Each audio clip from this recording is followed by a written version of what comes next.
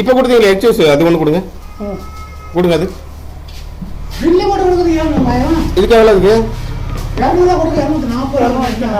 இதுக்கு 200 தானே பில்லு போட்டிருக்கு. 240 ரூபா கேட்குறீங்க. அதுதான் சொல்றேன், கவர்மெண்ட் பில்லு தான்.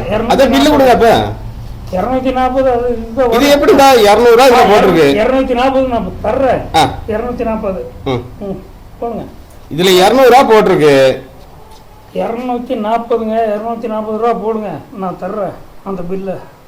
சரி 240 ரூபா பில்லு கொடுங்க. அப்ப 240 ரூபா கொடுத்தாச்சு இல்ல? அதான் உங்க கையில இருக்கு பாருங்க. 240 ரூபா கொடுத்துருக்கு. பில்லு கொடுங்க. போடுங்க. பில்லு கொடுங்க.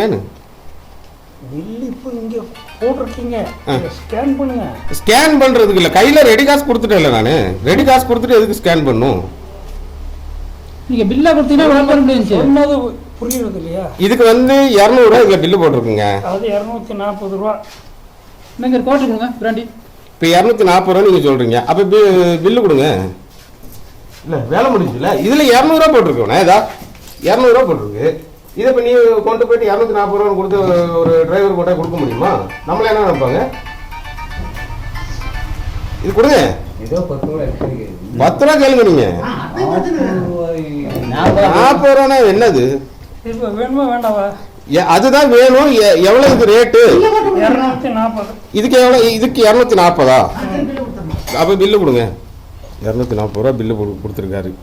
240 ரூபா பில்லு, 200 ரூபா சரக்கு. சரியா?